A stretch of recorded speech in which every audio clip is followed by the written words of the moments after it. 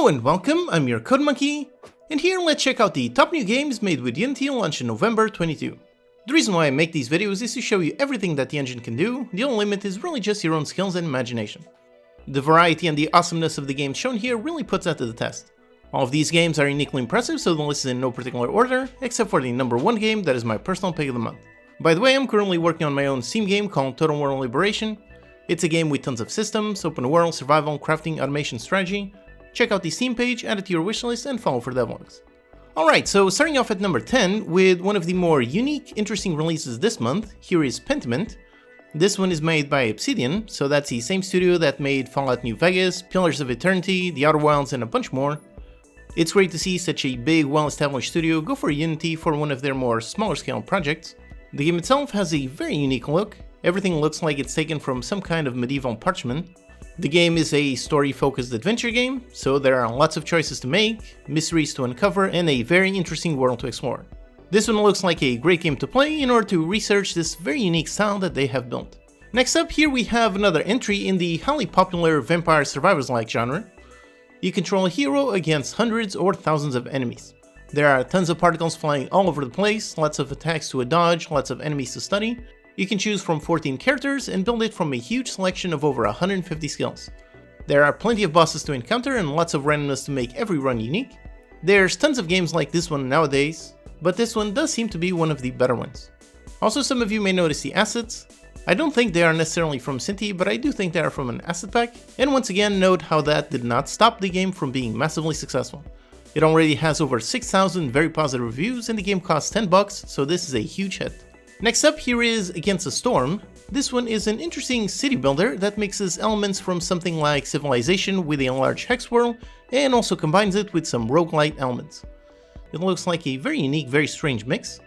There are giant lizards and beavers, so it's very much a fantasy setting. You can build your city, explore the world and survive the elements. Then you build another city next door, connect both of them and keep them both alive. The genre mix looks really interesting on this one. I'd love to give it a try to see how they mixed all of these mechanics. And despite launching in early access, it has already gathered over 3,000 overwhelmingly positive reviews, so this looks like a great game. Up next, here is a game that looks really awesome, but sadly does not appear to be finding much success. It is called Beneath Oresa.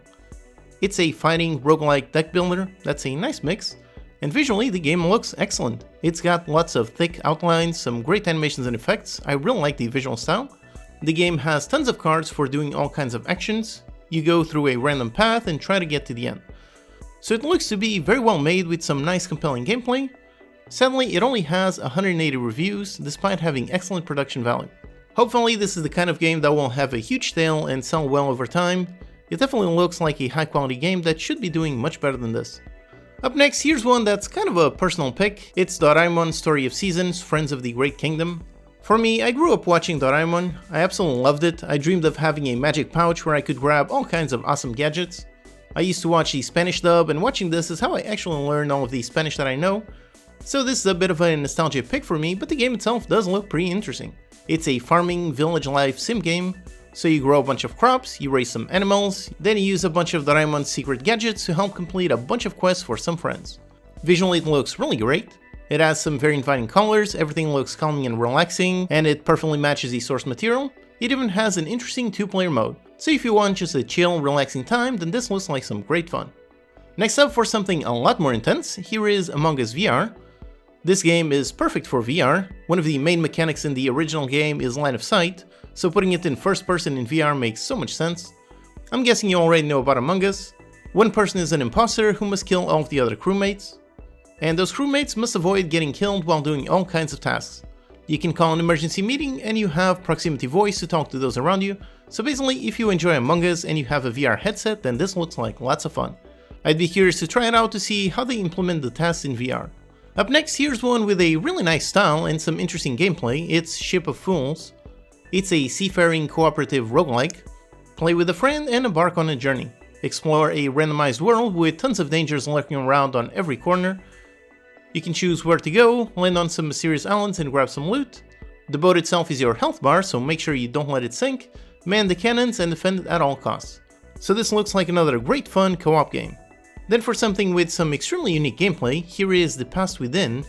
It's a two-player co-op game where one player plays in the past and another one in the future.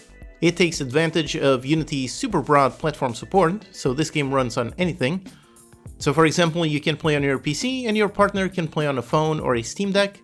The game itself is a mystery puzzle adventure game, although the trailer also has some kind of creepy horror vibes. It has 5,000 overwhelmingly positive reviews, so if you want something unique, then this looks great. Next up, here is a fun sandbox game called Roboco. I'm always a fan of games where you can build things. In this one, you can build all kinds of robots from tons of different parts. And the goal is to build a robot that can achieve the current objective, so things like deliver some food to a customer, cut some logs, break open a piñata, and so on. It even has programming automation support with Python, so you can write some actual code and watch the robot go. I also really like how all of the characters react to the robot. They're all very cartoony with some exaggerated facial expressions. Also, a really awesome thing coming in a future update is VR support. Building robots in VR does sound really awesome. And over here at number 1 for my personal pick of the month, here is Lords and Villains.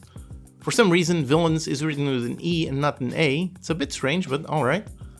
It's a colony sim game set in a medieval world. You can build houses, set up crafting with some complex resource chains, collect taxes, and deliver them to the crown. The villagers themselves manage the storefronts, so the prices fluctuate based on supply and demand. The unique hook of the game is the concept of dynasties, so you don't directly micromanage every villager. Instead, you handle their entire family and all of their descendants. You give each family a plot of land and manage how much you tax them. I like how it seems a bit more chill than most city builders. There's no massive enemy attacks or giant disasters. So if you want to manage a colony with a complex economy and some unique ideas, then check this out. Alright, so that's 10 awesome new games made with Unity launched in November 22. I hope this list helped you see how the Unity engine is capable of building anything. The only limits are really just your own skills and your own imagination. Let me know in the comments if you play these or if there's any interesting systems in the games you've been playing. Check out my own Steam game, Total War Liberation, and add it to your wishlist. Alright, hope that's useful. Check out these videos to learn some more. Thanks to these awesome Patreon supporters for making these videos possible. Thank you for watching, and I'll see you next time.